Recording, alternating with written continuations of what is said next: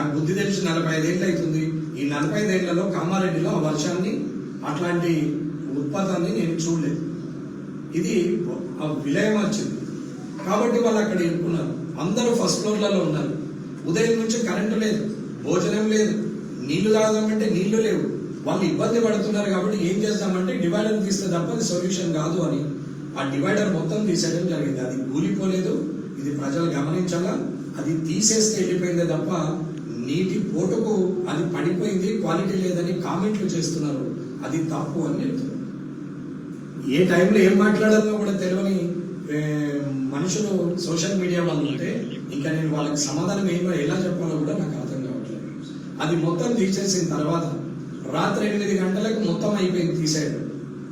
అప్పటికే national highway traffic jam ఇటు వచ్చినాయి వెహికల్స్.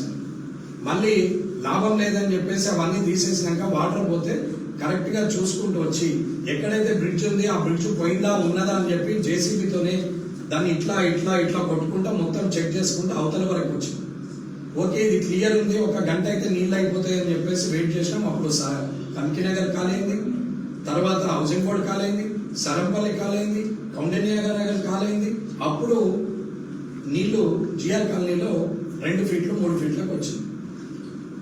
ఇది జరిగినటువంటిది. ఇదంతా ఎందుకు చెప్తున్నాడు అని అంటే చేసే వ్యక్తులను అధికారులను ఇష్టం ఉన్నట్టు మాట్లాడడం మంచి. ఓడు రాలేడు అంటే నీ ఒక్క దగ్గర రాకపోవచ్చు, కానీ వాస్తవంగా ఏది అవసరం అనేది చూసి ఎన్డీఆర్ఎఫ్ బండి బోల్తా పడ్డది. నీకు తెలుసా? నువ్వు నోరెత్తి బాగా మాట్లాడుతున్నారు కదా, రాజకీయం అనుకుంటున్నారు, లేకపోతే సోషల్ మీడియాలో తెలుగు పనులం అనుకుంటున్నారు, లేకపోతే మీడియా వాళ్ళు తీసుకుపోయి మైకులు మూతిలో వచ్చి మాట్లాడిపించుకుంటా పోయి ఇష్టం ఉన్నట్టు మాట్లాడించి కామారెడ్డి అతలాకుతలం, కామారెడ్డి ఆగమాగం, గంగమ్మ పోటెత్తిన కామారెడ్డి బతుకు చిత్రం.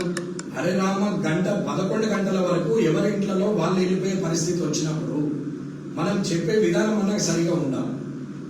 ఎవరినైనా తిట్టుకున్నా పర్వాలేదు, ఇది మాత్రము ఎప్పుడు చేయాలా? రాజకీయం అప్పుడు ఎవరి మీదైనా సెటిల్ ఏమైనా చెప్పుకో, ఏదైనా చెయ్యి, అది ప్రజాస్వామ్యంలో వాక్ స్వాతంత్రం ఉన్నది మీ ఇష్టం. కానీ విలయం వచ్చినప్పుడు సామాజిక బాధ్యత తీసుకొని ఒక సిటిజన్ గా నా బాధ్యత ఏందనే ఆలోచన కూడా లేకుండా ఇక్కడ వరకు గోడ వరకు నీళ్ళు వచ్చినాయి అంటే వీళ్ళ పరిస్థితి ఏంటి అంటే వీళ్ళ ఇంట్లో వీళ్ళు చచ్చిపోయినా చూసే నాతుడు లేనట్టు, అధికారులు ఏమైనట్టు, ప్రజాప్రతినిధులు గల్లతు.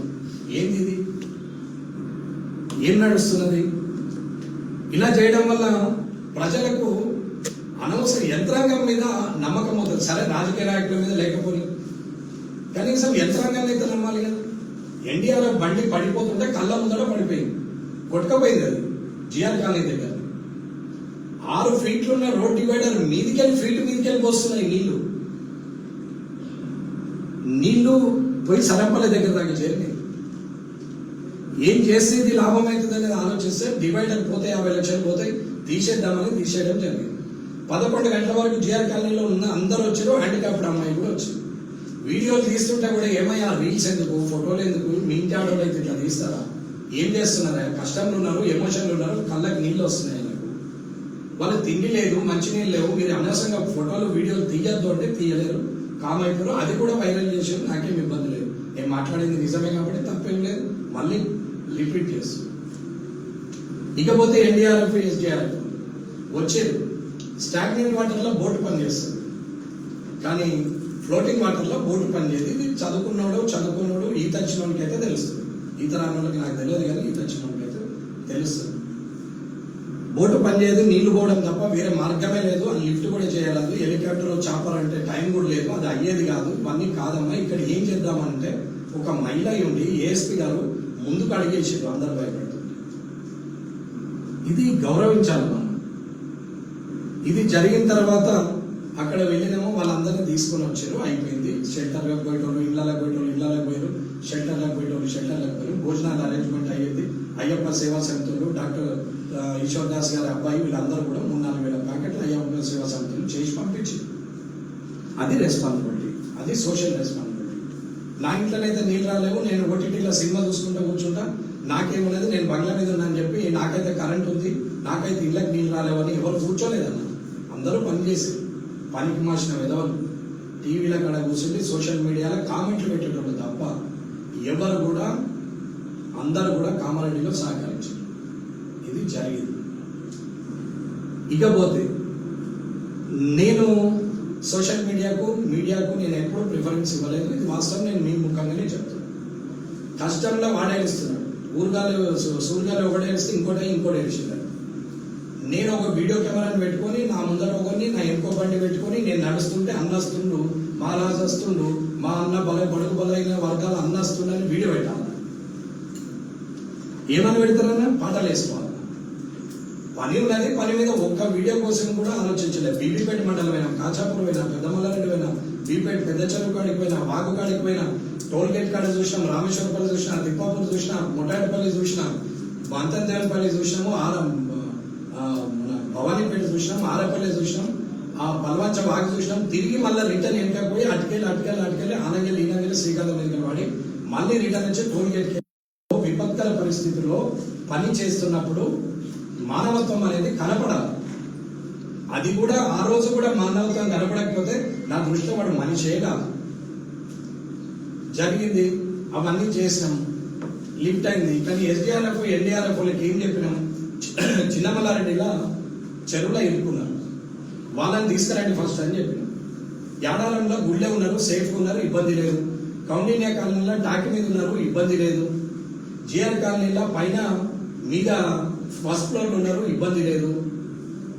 చిన్నమల్లారెడ్డి పల్వంచ వాగు వాళ్ళని తీయండి అంటే అటు ఇటు టీమ్స్ పోయి వాళ్ళని తీసిన తర్వాత కౌండిన్యా కాలనీలో రాత్రి 11-12 గంటలకు వాళ్ళని తీసి పల్వంచలు అయిపోయినాక, చిన్నమల్లారెడ్డి అయిపోయినాక కౌండిన్యా కాలనీ టాకి మీద ఉన్న వాళ్ళను అక్కడ ఉన్న వాళ్ళని అప్పుడు తీసి ఆ తర్వాత పొద్దున మబ్బున ఎల్గెల్ కాకముందే యాడారం పోయినారు. యాడారంలో గుళ్ళు ఉన్న వాళ్ళని షిఫ్ట్ చేసారు. అక్కడ నుంచి జనగామలో ఒక రైతు చనిపోతే మళ్ళీ అక్కడికి పోయి బర్రెలు చనిపోయినాయని వెతికిరు. ఆ నీళ్లలో ఉన్న బర్రెని ఇడవడానికి ఆయన పోయి పెద్ద మనిషి అక్కడే చెట్టు కిందనే చనిపోవడం జరిగింది. ఇది ఒక్క ప్రాణ నష్టం తప్ప ఏ ప్రాణ నష్టం జరగదు. సంగమేశ్వర్లో కొట్టుకపోయిన, కారులో కొట్టుకపోయిన ఇద్దరు కూడా బతికి బయటకు వచ్చారు. నేను కాచాపూర్ వాగును దాటి నీళ్లు కారులోకి వస్తున్నాం కదా, దాటి సంగమేశ్వర్కి పోయి అక్కడ ఉండి చూసి మళ్ళీ పబ్లిక్తో మాట్లాడి అటు ఎవరు పోతూ మొత్తం క్లోజ్ చేయండి అని చెప్పేసి మళ్ళీ రిటర్న్ వచ్చి ఉప్పరపల్లి మీదకి వెళ్ళి బీబీపేట పోయి చూసి తెల్లారింది. మళ్ళీ 3:30కు నేషనల్ లెవెల్ వచ్చేసరికి ఒకటైంది.